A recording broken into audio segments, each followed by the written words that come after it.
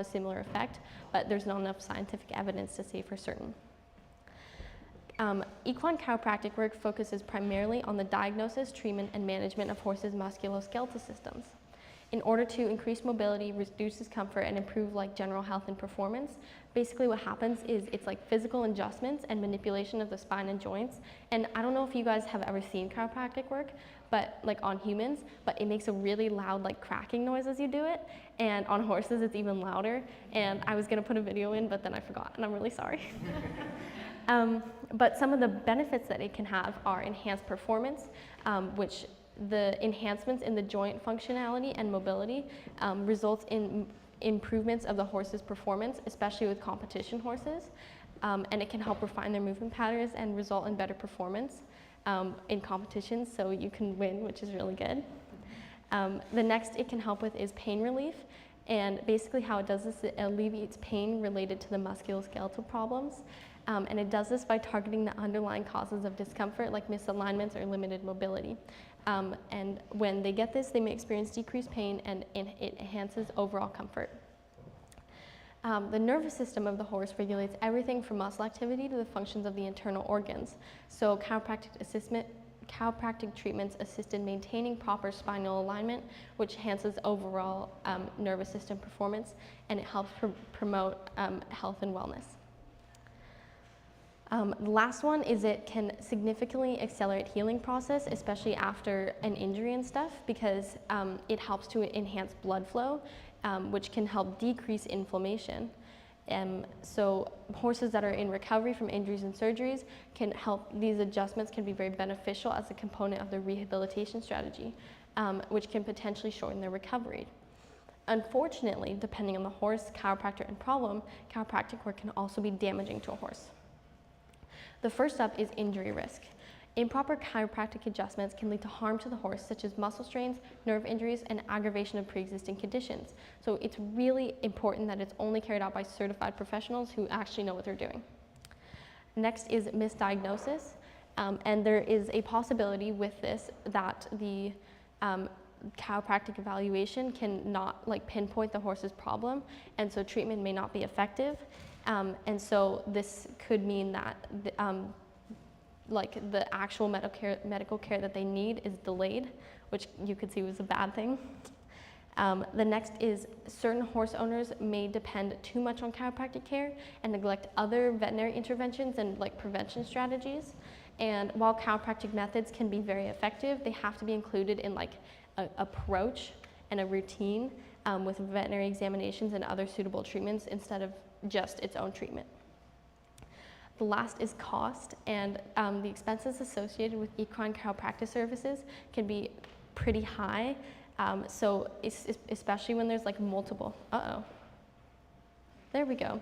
Especially when there's multiple appointments necessary. So chiropractic work is often one part of a treatment plan and not a treatment itself.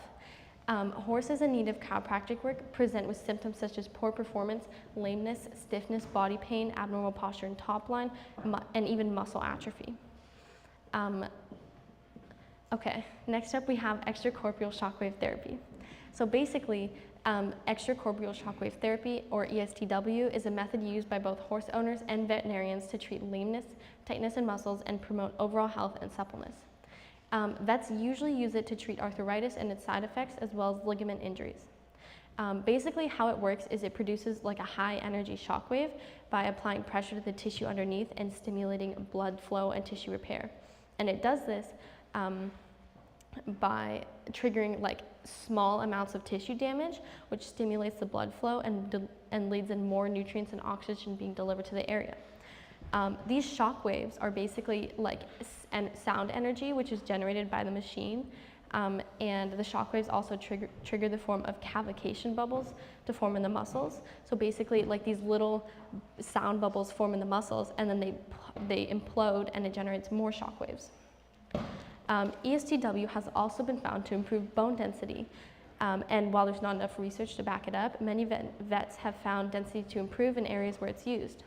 Basically how it does this is it's causes like local bleeding and like microfractures, which in turn stimulate new bone formation, so it grows back stronger and healthier.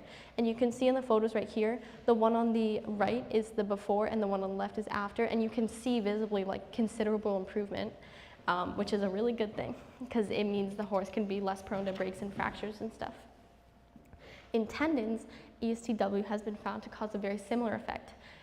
Basically, it has those little micro damages, which in turn cause a higher rate of production of proteins and glycosaminoglycans, which in turn stimulate growth and healing in the tendon. When performed on rats, it was found to increase the collagen production, which is the main component of tendons, so it can help to improve those, which is really good.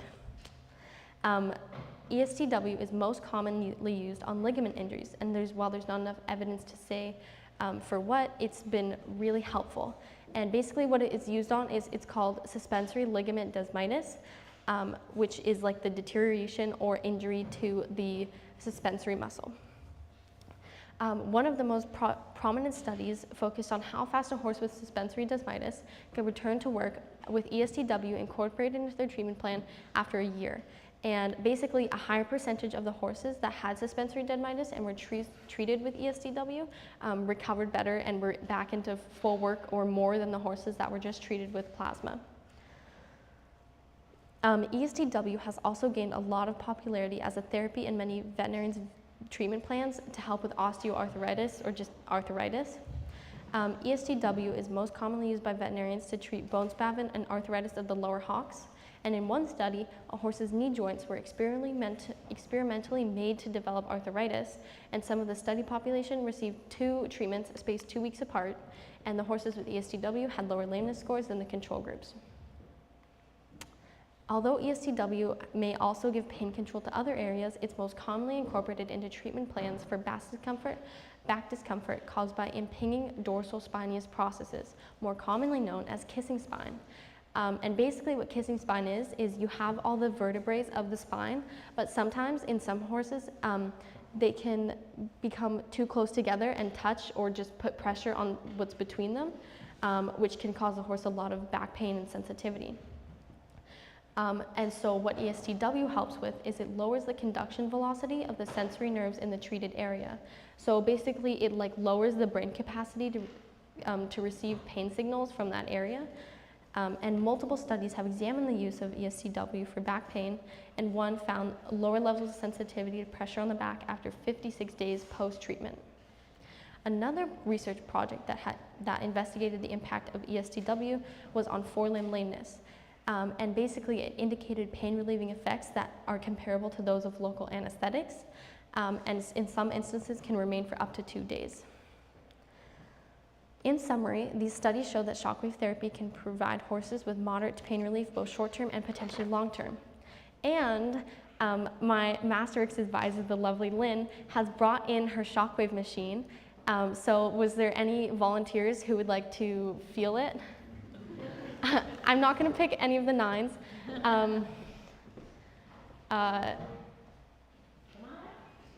Lynn, Jen, can you pick? Oh, good. Tobin. Okay, I do have to warn you guys, it is like a little loud. It makes like a tuk-tuk-tuk noise, so. Yeah, it's a little loud, so usually what we do